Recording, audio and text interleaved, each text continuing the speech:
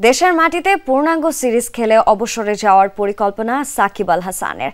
এক সিরিজের মাধ্যমে সব সংস্করণের ক্রিকেটকে বিদায় জানাতে চান সাবেক বিশ্বসেরা এই অলরাউন্ডার।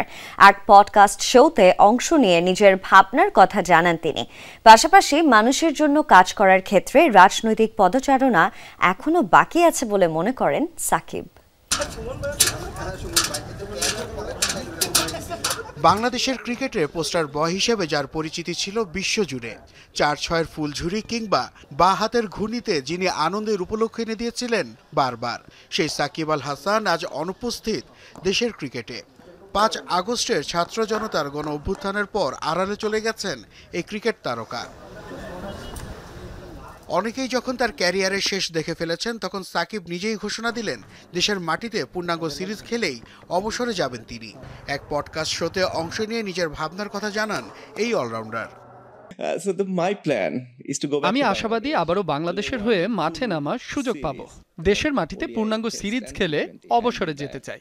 সব সংস্করণেই একটি সিরিজেই বিদায় জানানোর ইচ্ছা আছে আমার। সেটা টি-20 দিয়ে শুরু হয়ে ওয়ানডে টেস্ট হতে পারে, আবার টেস্ট ওয়ানডে টি-20ও হতে পারে। যেভাবেই হোক আমার সমস্যা নেই। সাকিবের উঠে আসার পেছনে সমর্থকদের অবদানকে বড় করে দেখছেন তিনি, তাই তাদের সামনে বিদায় জানানোর সুযোগ করতে চান না হাতছাড়া। নিয়মিতভাবে নিজেকে ফিট রাখতে বিশ্বের বিভিন্ন প্রান্তের ফ্র্যাঞ্চাইজি লিগ খেলে যাচ্ছেন সাকিব।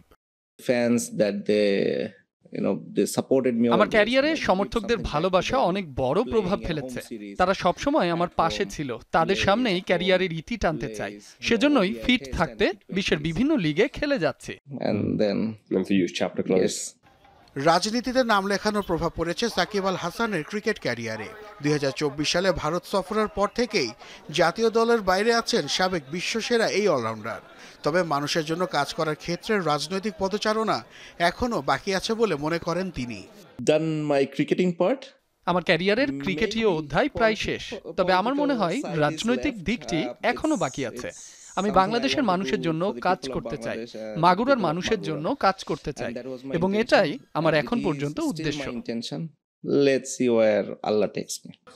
দক্ষিণ আফ্রিকার বিপক্ষে হোম সিরিজ খেলে লাল বলের ক্রিকেট ছাড়ার পরিকল্পনা ছিল সাকিবের, তবে রাজনৈতিক প্রেক্ষাপট পরিবর্তনের কারণে আর দেশে ফেরা হয়নি তার। নাসিফ শুভ, যমুনা স্পোর্টস।